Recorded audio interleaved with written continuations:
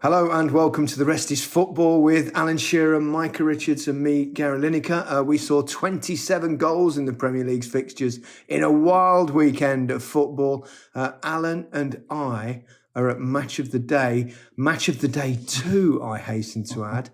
A couple of weeks ago, I got a message from our head of football saying that Mark Chapman can't do the Sunday night. Would you consider doing the Sunday instead of the Saturday?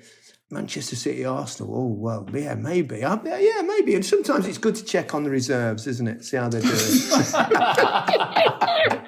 I jest. So I thought, yeah, I'll do that. And then yesterday it was 8,000 goals. And in the game we've all been looking forward to, it was a drab affair. And Alan, you're with me here in Salford. I don't know why I'm asking how you are, because you're in the next dressing room to me. I know. We're in separate dressing rooms because it makes doing the sound when you're remote a little bit easier. That's the reason behind that. And Mikey, you were at the game. It was a frustrating affair, wasn't it? Oh, honest to God. So you think, like you said, Gary, the big build-up, the game that everyone wants to see. Are Arsenal going to be a more improved side this season from last season when they went to the Etihad and Man City won that game? I thought Arsenal were outstanding defensively, especially Saliba and Gabriel. But the whole game was just a little bit drab, to say the least. If you look at tactics, I know, yeah. And you're at the game and you want to pick out certain things, and being at the game, you try to offer something a little bit different to maybe watching the game just on television. But it was equally as, I won't say boring, but just tactically cancelling each other out is probably the best word for it. And City just look a little bit off the pace in terms of sharpness in that final third. I thought exactly the same. I thought after all the build-up and all the excitement and two really good teams and lots of great players on show, it was a stalemate. I thought Arsenal certainly deserved that, maybe even more. I thought they were the better team. I thought they defended really, really well, hit them on a break a couple of times, should have done better. To go to the Etihad and play against those players and just concede one shot at goal, I think is a really good weekend for Arsenal. And I think what it also says is they ain't going away, by the way, Arsenal. They're not going away. If only one of us had tipped them at the start of the season.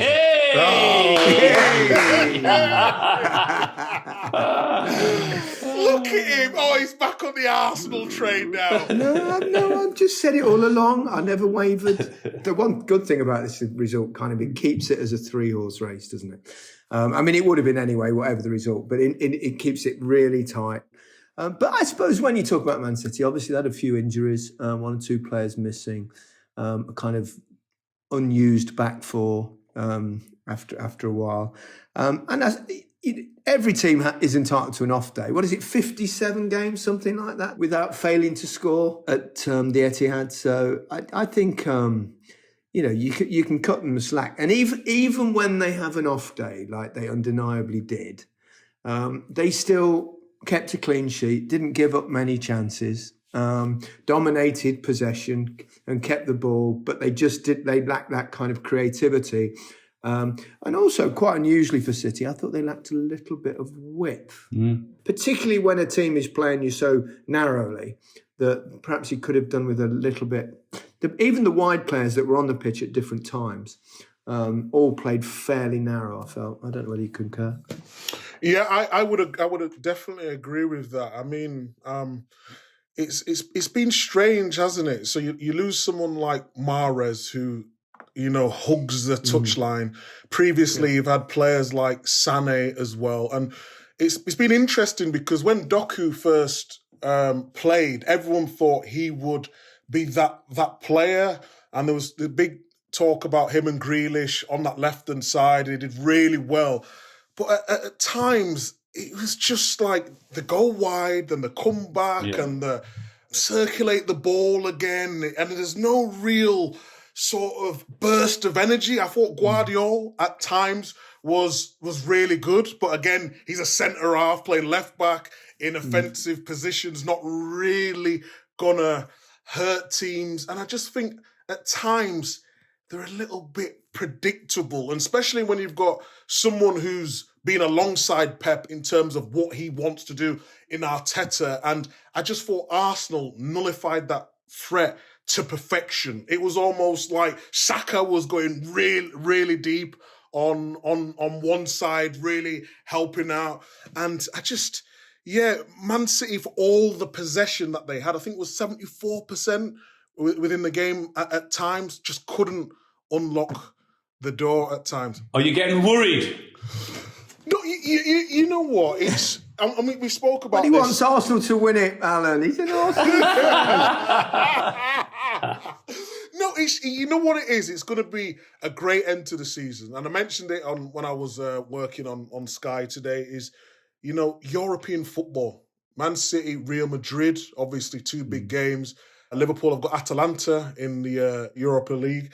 And Arsenal have got Bayern Munich. But now I just think if you come to the Etihad and you can get a clean sheet, it just gives you that little bit of a boost, and it's wide open. Well, they could, of course, meet in the semi-final, couldn't they? Could do, which would be fascinating. I mean, Bayern Munich are struggling, lost again yesterday. So, and Real Madrid are not probably the great Real Madrid we saw of a few years ago, that's for sure. So, interesting. Arsenal's centre-back pairing. Wow. I thought they were absolutely brilliant. Massive. They were a tower of strength. I mean, how to play Haaland. I mean, when you're up against Bernardo Silva, when you're up against Haaland, when Doku comes on, when Grealish comes on, De Bruyne, all of these brilliant players, and you've got to get everything right. You've got to be in sync. You've got to have your movement right. You've got to get your distances, and I mean everything about Arsenal I thought was spot on. But those two were absolutely magnificent in the centre of defence. Are they perhaps the best central defensive pair in the league at the moment? I mean, obviously you look at Liverpool as well. I suppose if everyone's fit at Manchester City as well. If you go Diaz and Stones, and there's some great central defensive pairings, aren't there? Yeah, and we talked about Van der Ven and Romero, didn't we? And then Van der Ven got injured.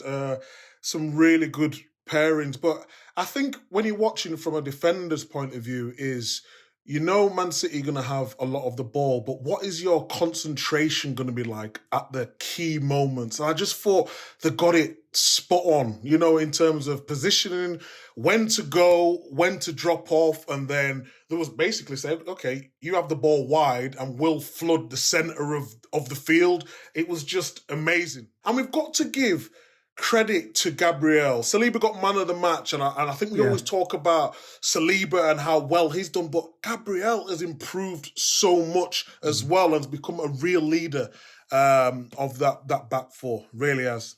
Yeah, it's remarkable, isn't it, when you watch it? You watch a game with so much quality that there was so few chances, and probably the better of them fell to Arsenal, apart from probably Ake's header, wasn't it, early on in the game from the corner, which he kind of head fluffed it onto his shoulder.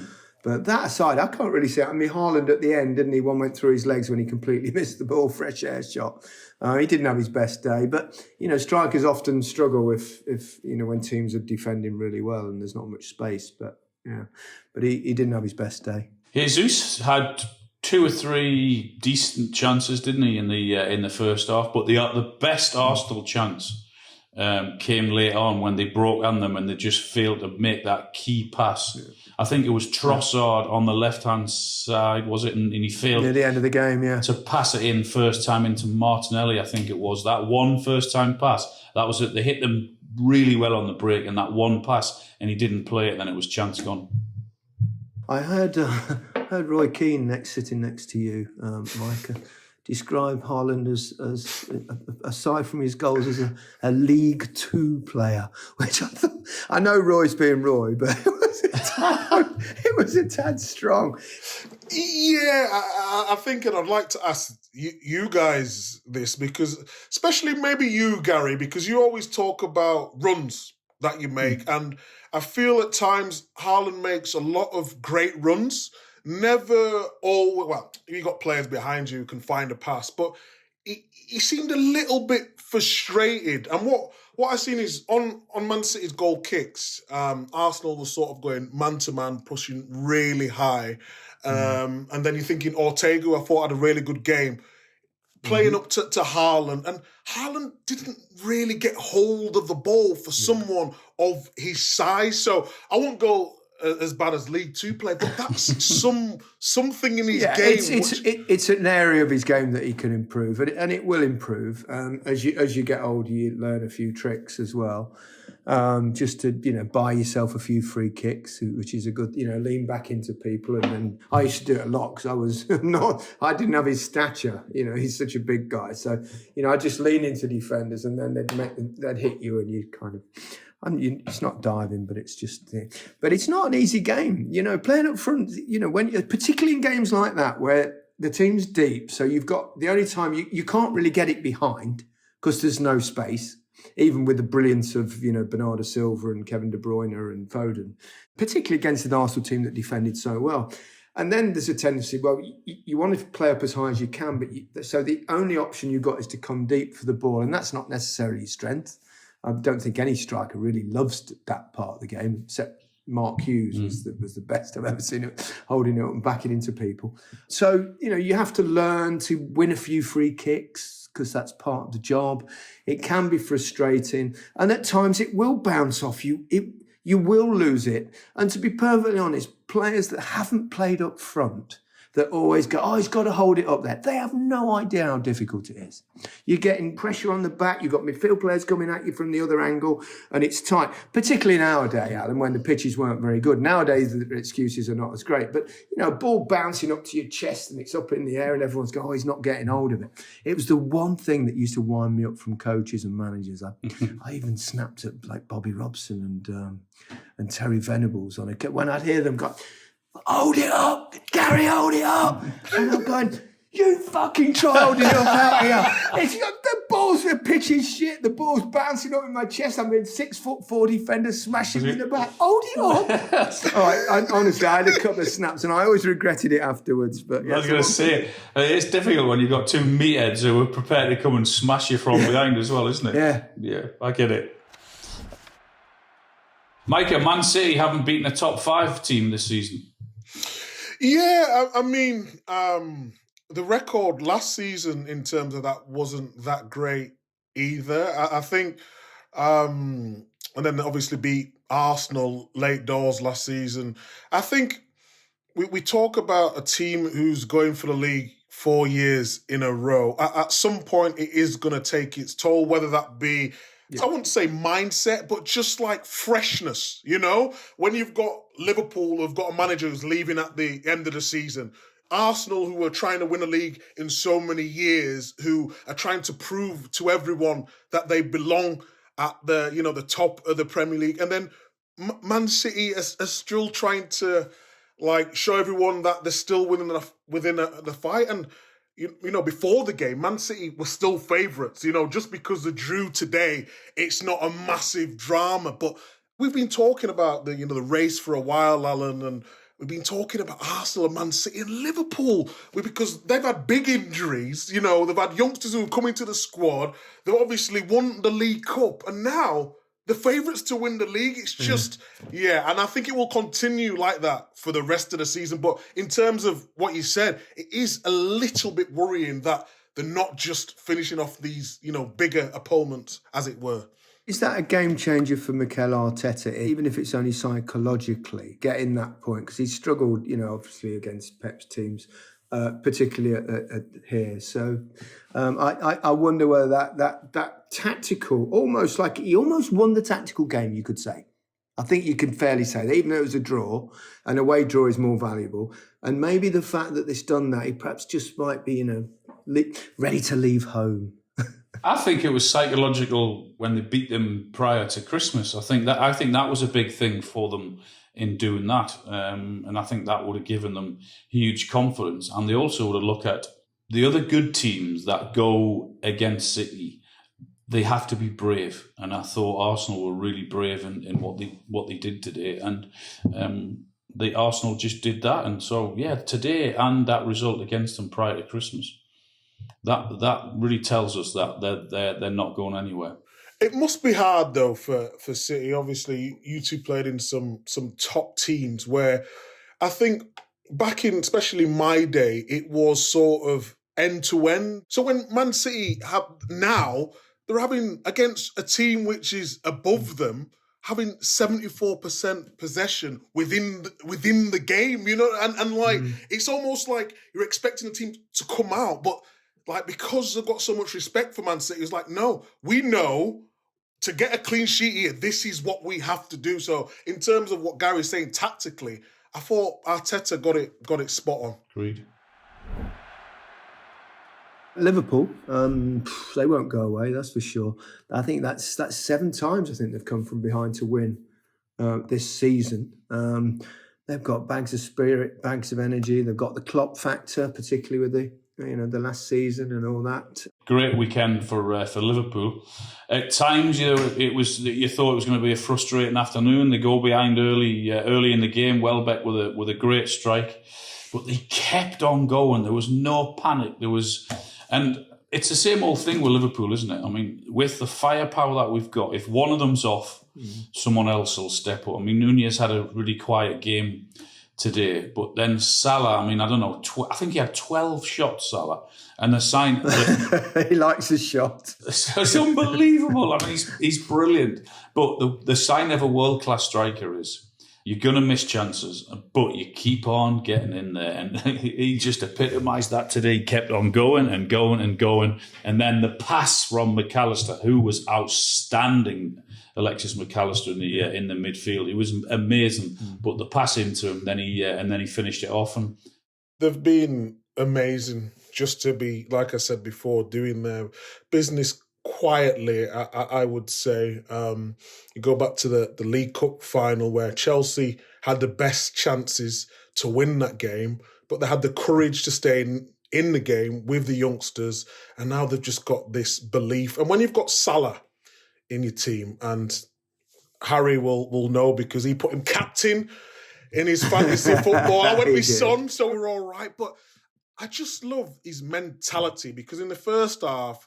what did you have? 7 opportunities to score, Salah. It looked like it wasn't going to be his game. And then he finds a way. And that could be the difference at the end of the season. I just love his mentality more than anything. Me too. And I love the fact that even when it's not going for him, he has a smile on his face. He understands the fact that this is the joy of playing football. You're lucky to be out there. If it doesn't go for you, chill out. Especially as a striker, it's so important not to let the misses affect you. I don't know about you, Alan, but I mean, we've kind of broached this subject many times. But I used to get a bit down when I wasn't getting any chances. No. And you're thinking, well, is it me? Is it the team? Are we not creating? But when you're getting them and missing them, you always know that another one will come along, you'll bang it in and you're off on a goal-scoring run again.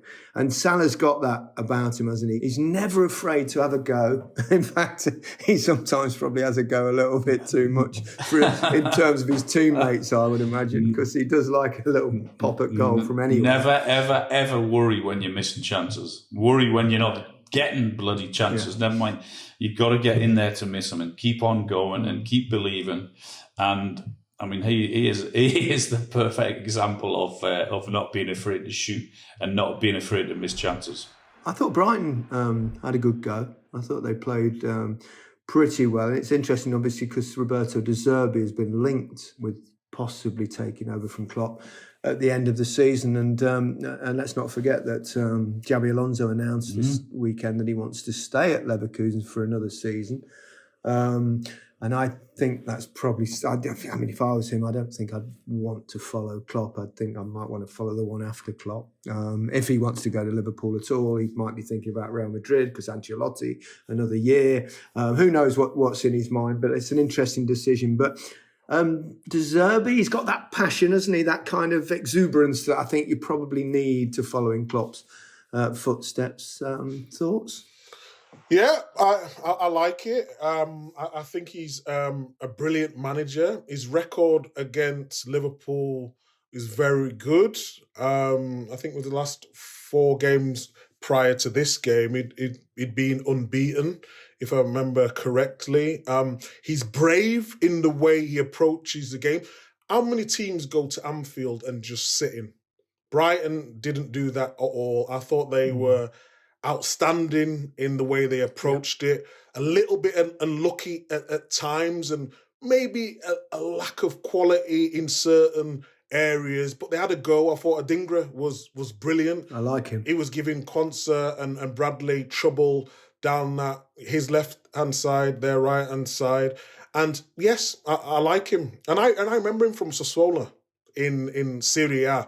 I was like, this team play attractive, great football. And yeah, I think if he was to be given a chance, he'd be doing a really good job there. I really do believe that. Yeah. Who's going to win the league? Are we sticking with City? You two? Are you sticking with City? You're going to dump them now? I've not seen anything drastic to change my mind yet. Sticking with City. We're sticking. We're not twisting. All right. Well, I've stuck throughout with Arsenal. I'm going to stick with. You've not mentioned it. I think all three. I've got a slight feeling all three of us might be wrong. Yeah. Alan, what a game! Whoa! Were you watching? Were you there? You weren't there, were you? I wasn't there. I did PLP, so I was in the studio in London. Wow, it was an unbelievable game. I mean, I didn't see it.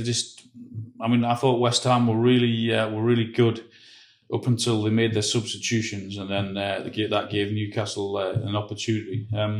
Wow, 4-3. VAR looked after you a bit, though, didn't they? Really? Do you think so? Well, do you think it was a clear and obvious error? I do, yeah. I thought it was an absolute, certain penalty. Both of them.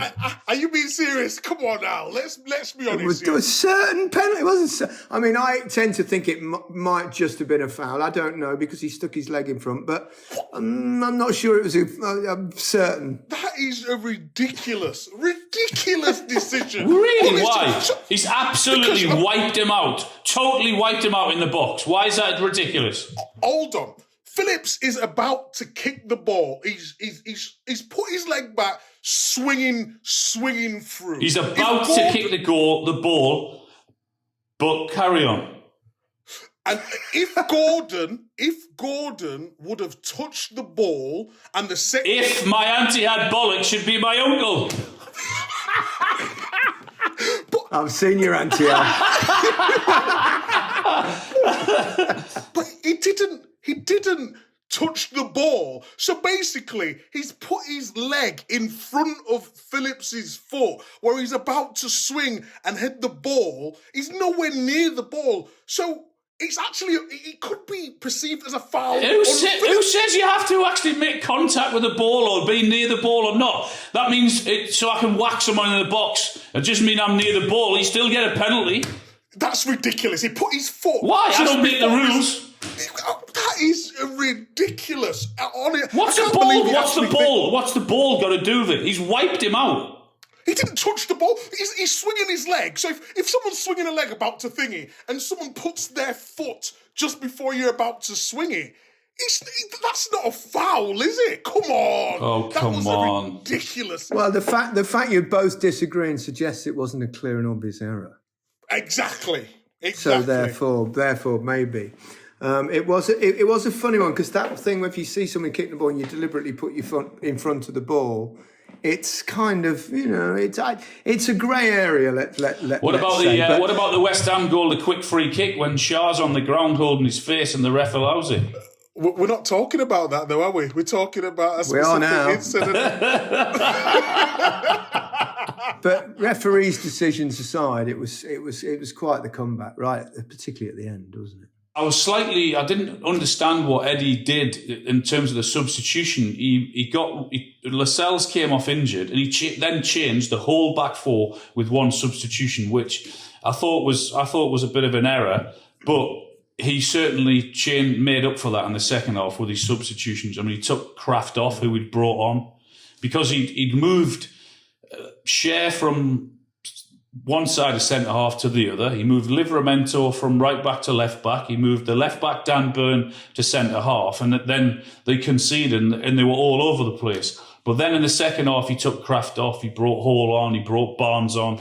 And those substitutions worked perfectly. It was amazing, the turnaround. One of Leicester's finest bailed you out, Harvey Barnes. A couple of terrific finishes. Which reminds me, actually, that didn't you come back against Leicester from 3-1 behind and bang a bloody hat trick? That is absolutely correct. And the spooky thing is that the goals yesterday were scored at the exact same time as I scored my goals. 77, 83 and 90. All 3 goals were scored in the exact same minute. I think we're going to show them later tonight, Alan, because we've got a bit of extended time to talk because one of the games was 0-0. Correct. So we're going to have to do...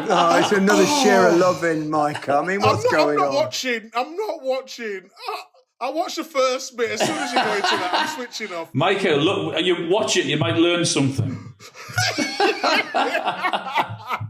You might learn what's a free kick and what's not.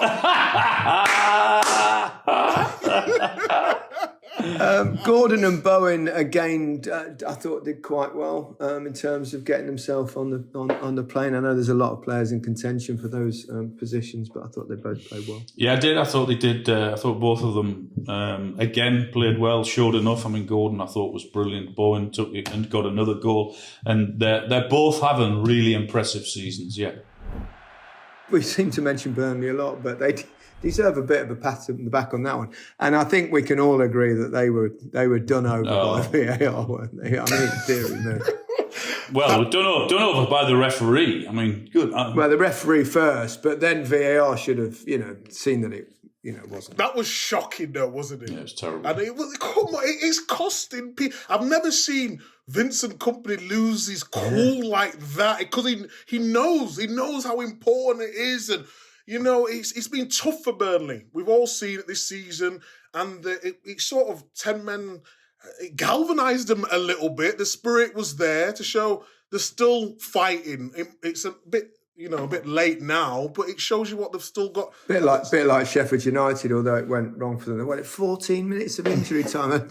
That turned them over as well. But some amazing late comebacks in those games. And I think, Burnley and Sheffield United, at least they're, if they're going to go down, they're going to go down fighting, which is the least I think the fans expect from their sides, isn't it? At the very least. Yeah, Burnley were robbed. I mean, it was a terrible decision. Yeah. It was never ever a penalty, which led to another yellow. He gave him another yellow card, which he got sent off, and then Vincent gets sent off.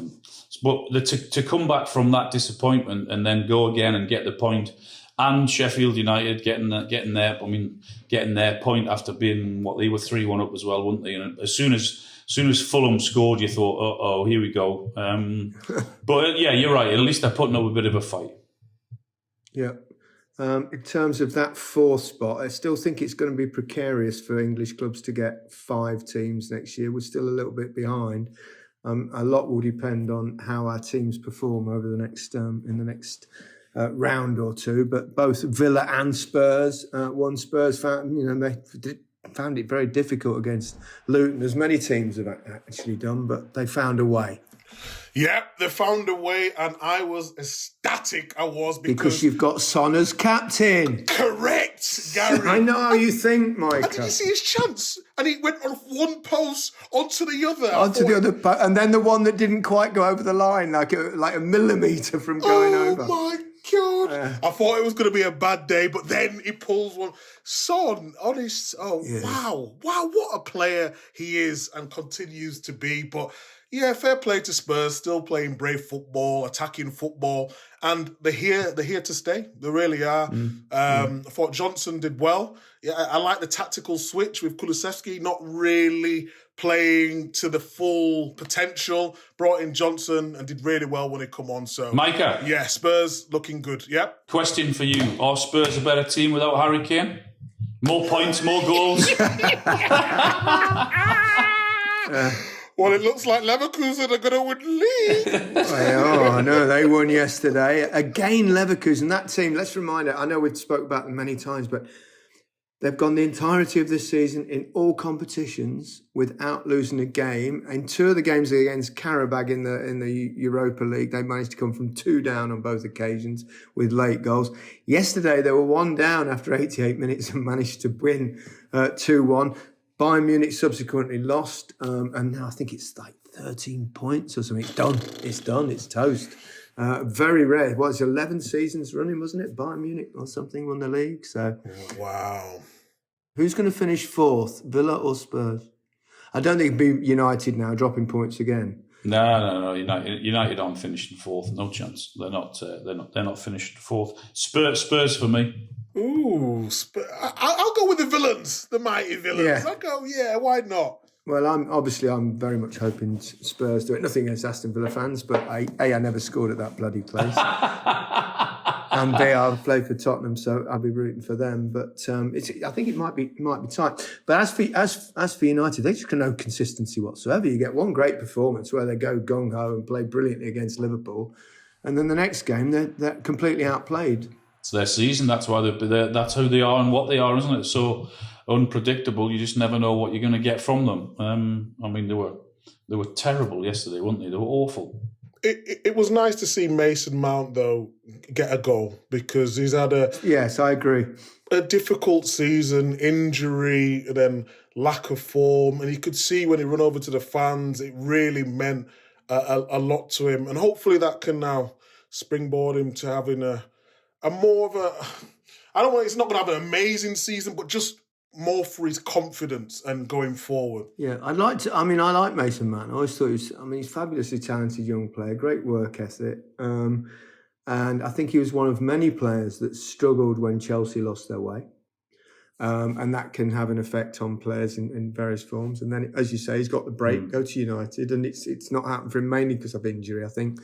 But there's a player in there. I'm telling you, there's a player in there. Yeah, I know. He's already achieved a lot. I mean, he just had been really unlucky with injuries, and it takes time to get your belief and get your confidence back, especially when you go to a club the size of Man United. It hasn't worked out for you.